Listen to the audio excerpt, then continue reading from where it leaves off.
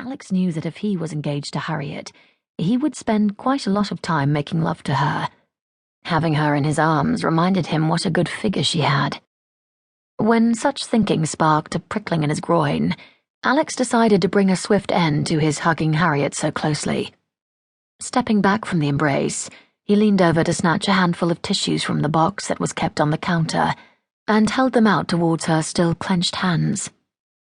"Dry your eyes," he ordered. She did as she was told, blowing her nose quite noisily. "Now, I'm taking Harriet out for coffee, and we won't be back for a while," he relayed to Audrey. "Let the others know the situation when they come in, will you?" "Will do," Audrey replied. I'd like to fix my face before I go out anywhere," Harriet requested. "Fair enough," Alex said. "I'll meet you at the lifts in 5 minutes." Grabbing her handbag, Harriet dashed out of the office and along the corridor to the ladies' room, which thankfully was empty. She groaned when the vanity mirror showed flushed cheeks and red-rimmed eyes.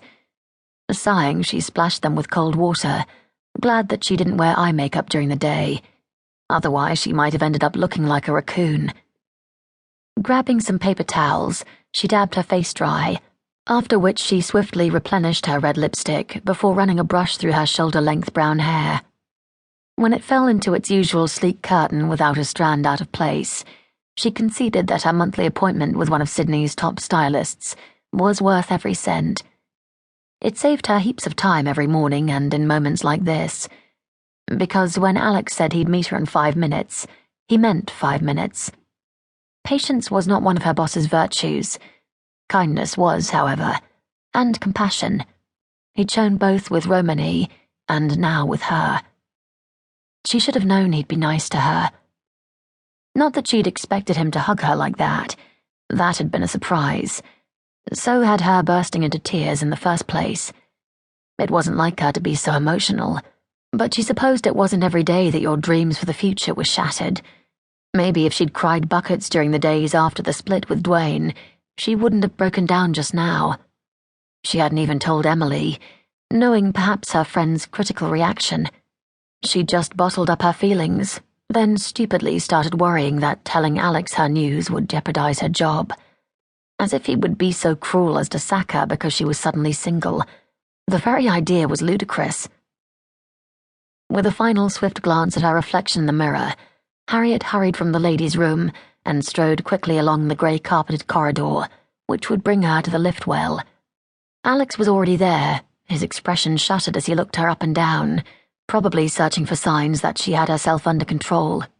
No way would he want her weeping by his side in public. She gave him a small, reassuring smile, but he didn't smile back. His gaze still probing.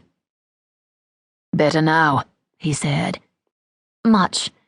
You don't have to do this, you know," she added, despite actually wanting to go and have coffee with him. "We could just go back into the office and have coffee there." "Absolutely not. Audrey and the others can hold the fort." The lift doors opened and several office workers piled out, Arc Properties not being the only business with rooms on that particular floor, though theirs were the pick, with Alex's office having a wonderful view of the Harbour Bridge and the Opera House. "Nothing like a good view of Sydney's spectacular icons to help sell property in Australia," he'd told her on the day he'd hired her. Harriet agreed wholeheartedly. "So when did all this happen?" Alex asked her as he waved her into the now empty lift. "The weekend you flew home from London," she told him. He threw a sharp glance over his shoulder as he pressed the ground floor button. "Why didn't you tell me straight away?" he went on, before she could think of a suitable answer. "Did you want to give yourself the opportunity to change your mind, or for Dwayne to change it for you?" No, once I made up my mind, I knew I wouldn't change it. Dwayne hasn't tried to change my mind either. After our last argument, he knew it was over between us." "That must have been some argument." "It was." A rueful smile teased the corners of her mouth. What would Alex say, she wondered, if he knew he'd been the subject of most of that last argument? His eyes narrowed on her. "Want to tell me about it?" She looked up into his gorgeous blue eyes.